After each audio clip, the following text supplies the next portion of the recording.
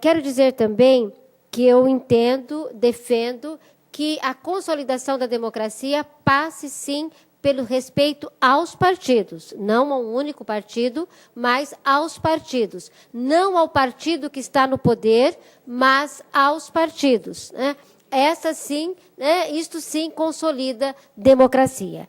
Quero dizer também que, infelizmente, né, o PT deixou uma marca muito triste para a história do Brasil com o escândalo do mensalão. Não só o PT, mas também os partidos que nele se envolveram, de uma forma direta ou indireta, mas, como nós sabemos, né, muito, como o PT sempre teve a bandeira da ética, da moralidade, como uma coisa muito forte, a questão do mensalão foi algo muito nocivo. E não sou eu que estou dizendo isso, são os ministros, né, nos seus votos, nos brilhantes votos que deram, dizendo nocivo por quê?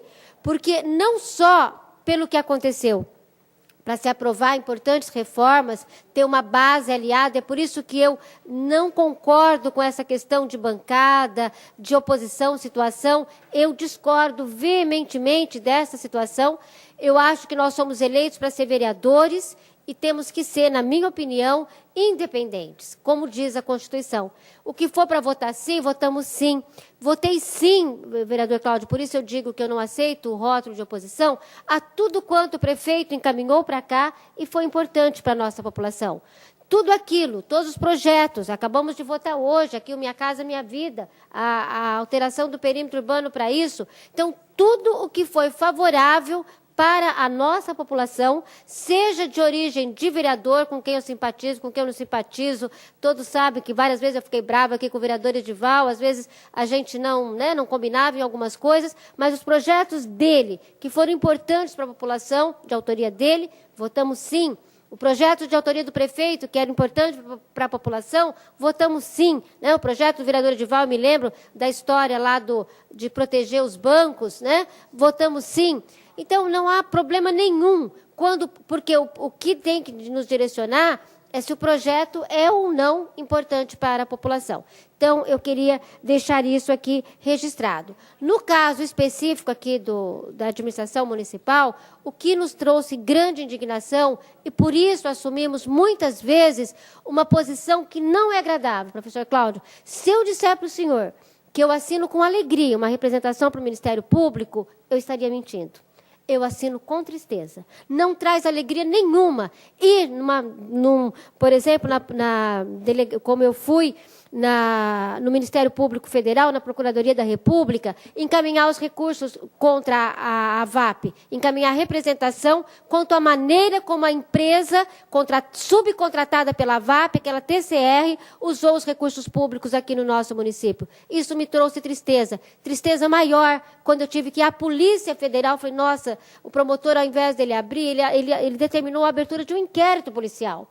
E eu fui ouvida na Polícia Federal, com tristeza, eu quero dizer para o senhor, não me traz nenhuma alegria esse tipo de coisa. Então, foram essas as situações que fizeram com que eu tomasse uma atitude, né, contrária, muitas vezes, não ao prefeito, mas aos atos da administração. Então, a questão da improbidade administrativa está aí, julgada em primeira instância, seja na questão do material escolar, seja agora na questão da comunicação social, temos dois julgamentos de improbidade administrativa. Então, é esse tipo de situação que nos leva, muitas vezes, a ter uma atitude que alguns interpretam, e por isso o senhor tem razão quando fica confuso, como sendo de oposição. Porque qualquer pessoa, próxima ou não, né, se cometer alguma coisa, sobretudo na área da administração pública, separar o público do privado. Isso eu acho que é princípio básico da democracia.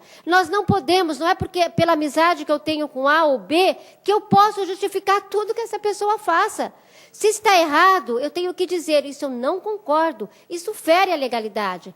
Pode ser uma pessoa próxima ou não, do meu partido ou não.